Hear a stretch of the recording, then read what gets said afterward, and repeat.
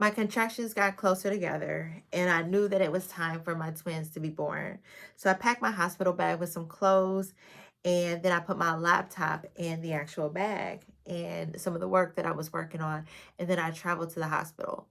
And then as soon as I got my epidural was situated in my room, I pulled out my laptop and began to start working again because I didn't want to miss anything. And that really began the foundations of the pace that I set for myself when I began motherhood. I poured myself into my work because I refused to give up on my dreams. And I didn't want to address the pain of their dad walking out. But the more that I hurt and the more that I gave into feelings of fear, the more I began to pour myself into my work because I didn't want to feel the pain. I was trying to avoid that. And I was also afraid of being a stereotype. And so I did the opposite. And as I mentioned before in a few different videos, that focusing on what I didn't want and trying to do the opposite of that really began to break me emotionally and even financially. And then I was after I began to evaluate what it was that I was doing and how my choices and how I was healing and coping and not coping and running from feeling what I was feeling, how that was really impacting my mental health, how that was impacting my finances. I started to ask myself, is there a different way to live? And what I started to realize as I began to look back on everything were that there were five mistakes that I think are common to single moms. I was like, I didn't make all five of these, but these between the ones that I made personally and things that I've seen other people make, I really think that there are five key ones. There's definitely more, but I want to focus on the five in this video. The first mistake is to not heal. I remember some of the words that their dad told me, um, and they echoed in my ears for years. When I tell you years, like years, I've been a single mom for 8 years, right? And when I say years, I mean like for a good 6 or 7 years. And it took a lot of therapy, life coaching, Bible study, and prayer for me to create and do a different narrative over my life, a narrative that was healthy, a narrative that was aligned with the word of God, a narrative that was true.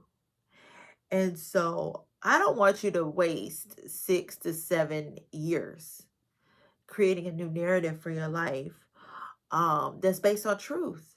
That's based on truth. And so like these words echoed into my in my head until I could no longer ignore them. I ended up shutting my business down. I was so hurt that I got to the point where I couldn't even will myself to try and to try and help people because I was just so broken because I didn't heal from the hurtful things that he said to me. Instead, what I tried to do was run from the pain and overcompensate it through overspending, but also through being busy. Because when I was busy, I didn't feel the pain that I was feeling. I was masking it. When I was busy, I was doing a lot of stuff which earned me accolades as an entrepreneur. I was getting national media attention. And then I covered up how I felt by focusing on the accolades and just defining myself through the accolades that I received and the praise that I received from other people. But one of the things that I want to encourage you to do is to heal.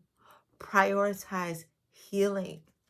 Because when you prioritize healing, then what someone else said or did to you no longer has control over your life. Now, you can't change the past, but what you can do is change your response to the past and decide to move forward. And when you prioritize healing, it enables you to break the stronghold that the past has on you and move forward and heal. A second mistake that I've seen is not adjusting financially. So I definitely want to encourage you to adjust financially to your new normal as a single mom and make a plan for your finances. And so, although I taught personal finances for years, I stopped paying attention to my finances. I engaged in retail therapy shopping to feel better. Um, and I began to hide from my spending. I stopped checking my statements. I stopped checking my bank account. I stopped tracking my finances. I stopped budgeting because I couldn't face what I had done to my finances. Because like I said in a number of different videos, I have a corporate finance background. When I was in corporate finance, I managed a $1 billion budget. And so, and I worked on projects where I did restructuring deals for $100 million projects. And so I remember the reason why I ended up starting my finance blog is because I couldn't understand why my finances were jacked up, but yeah, I can manage a $1 billion budget. I was like, if I can manage a $1 billion budget, I can manage my own finances. And so when I went on this process of transforming my finances, made a lot of good decisions, built up investment accounts, savings accounts, like, did really well for myself, which I didn't understand it then because I was running from God in total rebellion, but it was the grace of God allowing me to build all of that up, probably as a Noah's Ark. But when years later I ended up getting pregnant unexpected, and I had the resources to be able to maintain for a period of time until the Lord healed me and restored me. But during that time, I really got to experience the faithfulness of God, just through that season of just literally relying on God for everything after I spent all my money. And I had to put my full faith in Him and to cover me and care for me financially. But what ended up happening is after I did all of that to my finances, I began to feel shame. So I began to hide. I didn't want to face my finances, which made things even worse and made it harder to dig out of. And I'm still digging out of, the hole that I put myself in when I was emotionally spending and really mismanaging my money. But God has been faithful.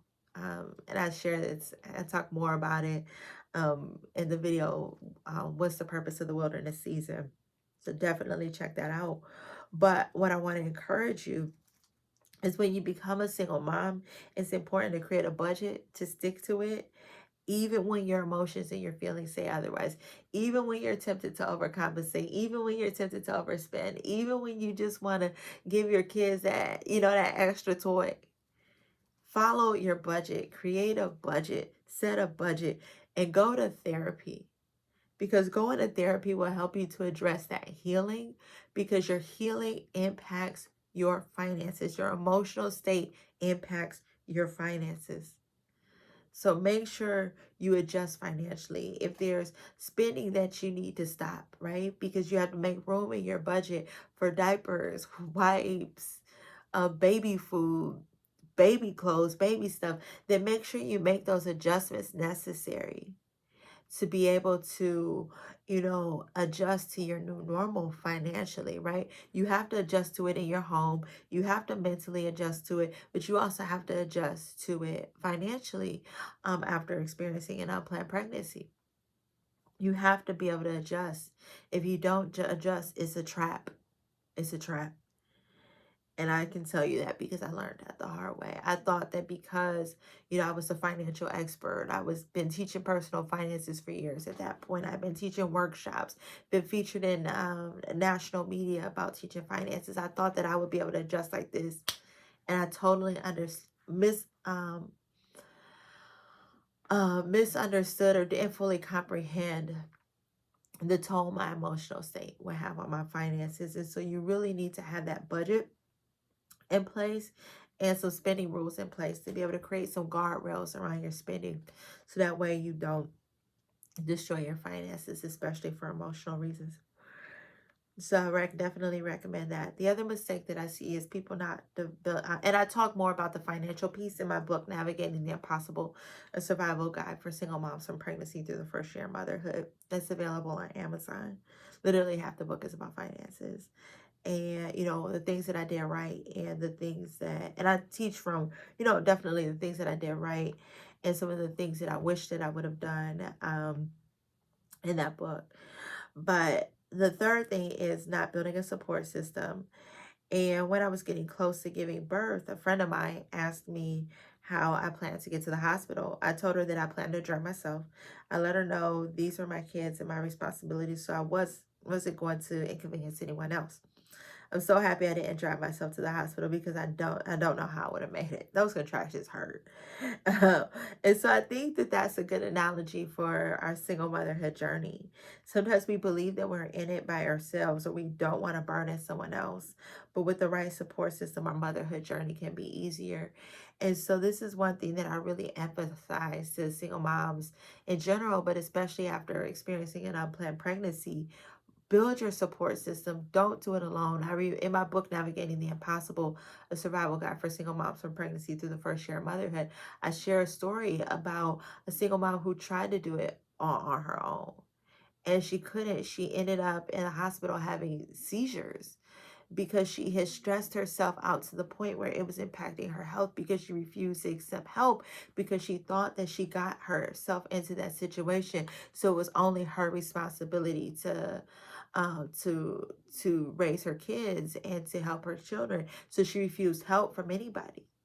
And it wasn't until she experienced a major health crisis that forced her to ask for help because she was hospitalized.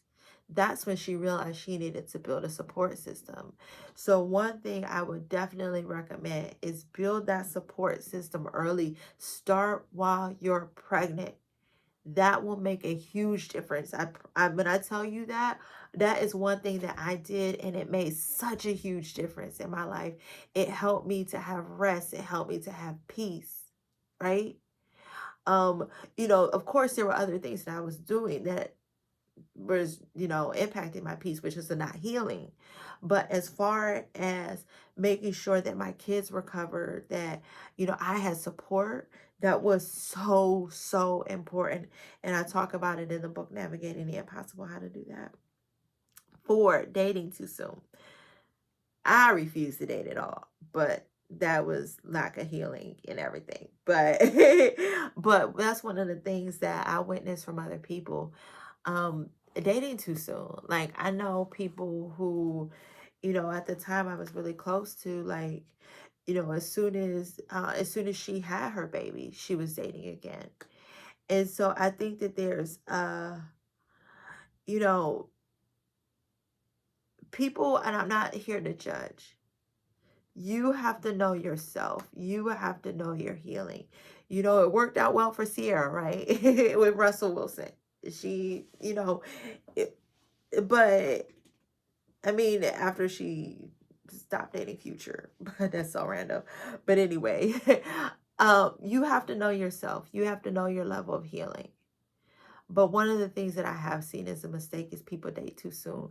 They don't take the time to heal. They don't take the time to really develop a almost, what's the word I'm looking for?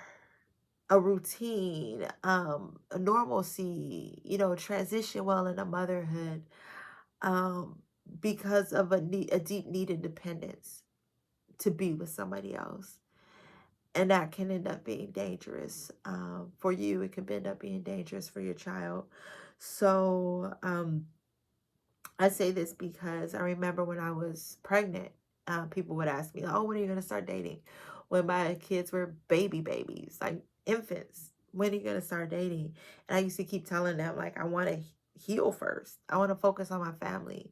I want to build the relationship and be able to bond with my kids. I want us to develop a routine and figure out what's routine and normal for us, what works for us. And I just don't see how dating fit into that picture, right? And so, and I've just heard so many stories from people who started dating, but they hadn't healed and that their relationships were toxic and impacted their children. And I just wanted something different. I just wanted something different. And if you're someone who didn't experience that, your relationships were great, then that's great. I'm not judging you. What I'm saying is just give yourself some space and time to heal. Establish your routine and the normal patterns for you and your family, and then consider dating later on. And the last mistake that I would say, believing that life and purpose is over. And when if you've experienced an unplanned pregnancy, sometimes the other person, sometimes the dad is telling you that you're never going to be anything. Your life and your purpose is going to be over. Sometimes you have friends or families trying to tell you that. Family members trying to tell you that your life and purpose it's going to be over because you're a single mom. And for me, part of the reason why I dealt with a lot of pain is because I believed that purpose was over for me. I believed that my only purpose was to be a mom. And I'm not. Motherhood, let me be very clear. Motherhood is your first ministry. Motherhood is your first ministry. As a single mom, your priorities are God and then your children, right? And then everything else. But you have to be able to provide in the meantime, right? But I believe that I no longer had goals, dreams, or purpose outside of motherhood. Like that had to consume my entire life. And although it is extremely important, it is my first ministry, it is very important to me. I also realized that God has other things for me as well, which is what I'm doing now, teaching you how to move forward after experiencing an unplanned pregnancy and helping you to transition into single motherhood well, right? That's what I'm trying to say. But I believed that I didn't have anything else to give. And for me, I leaned into motherhood because I didn't want to fail my kids. But I believed that outside of that, there was no purpose for me. So I drew my purpose, my self-worth in motherhood, not in God, but motherhood and other people's affirmations and compliments for me. That's dangerous. God has a purpose and plan for you. In addition to motherhood, some people are called to be stay-at-home moms. Some people are. Some people, but you have to also recognize your calling. You have to recognize your calling. And even as stay-at-home moms, God still uses them outside of the home powerfully. Mentoring, serving, giving, teaching. You do so much. And so you have to realize that God has a purpose and plan for your life. Your life isn't over. It's just beginning. Because your kids will give you more purpose, drive, and passion than you ever thought possible. You want to achieve the impossible through God to be able to show them what's possible. It's a powerful, motivating, and driving force. So don't give up on your hopes and your dreams. Don't fall into the trap of thinking that there's no purpose for you. All you have to do is, all purpose in life is just working and just providing and parenting. That's powerful, right? That's powerful. I'm not minimizing that. I'm not minimizing that. And there's also seasons to everything. You might be in a season where all you're going to do is pour into your kids and make sure that the bills are paid, right? But then the season can change where, maybe your kids get to school and you can take on more. Pay attention to the seasons. Know that God has a purpose and plan for you. And if someone tells you that your dreams are over because you decided to have your baby, that's a lie. You still have purpose. You still have a plan for your life. And, I know for me, I took 3 years off from building my business to be at home with my kids. And I'm happy I did that, right? And I understand also that everybody isn't able to do that. But I'm just sharing that to let you know that there's also seasons to things.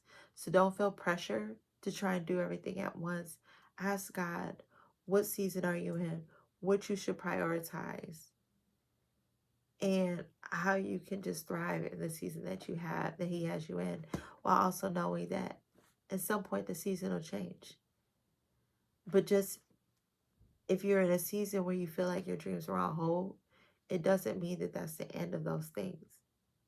God still has a purpose and plan for you in addition to motherhood. And I really hope that that makes sense. I really hope that that makes sense to you.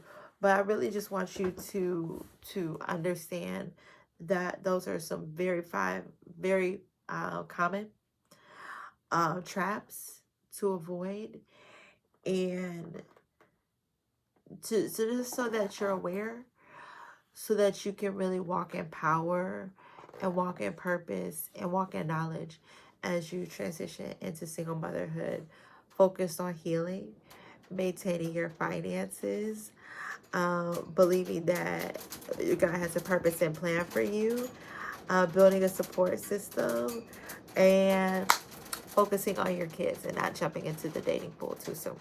So hopefully this has encouraged you. Definitely leave me a comment. Let me know how this has blessed you, how this has helped you. And yeah, make sure you grab a copy of my book, Navigating the Impossible, a survival guide for single moms from pregnancy through the first year of motherhood. And oh, in the book, I also talk about not giving up on your dreams, right? Because remember, you had dreams before motherhood, and it's okay. You are allowed to have dreams in motherhood too. And I also, I know I recorded a video on this very topic too, and it'll go into this a little bit more so you can understand and hear the nuances that I have with this, so you can really hear my heart behind what it is that I'm saying. So I'm going to look for those videos and also put them in the description so that way you can go back and see them. Alrighty, so yeah, make sure you grab my book, Navigating the Impossible, a survival guide for single moms from pregnancy through the first year of motherhood. It's available on Amazon, and make sure you like this video, love it, subscribe, leave a comment, and share with a friend. Have a good one. Bye.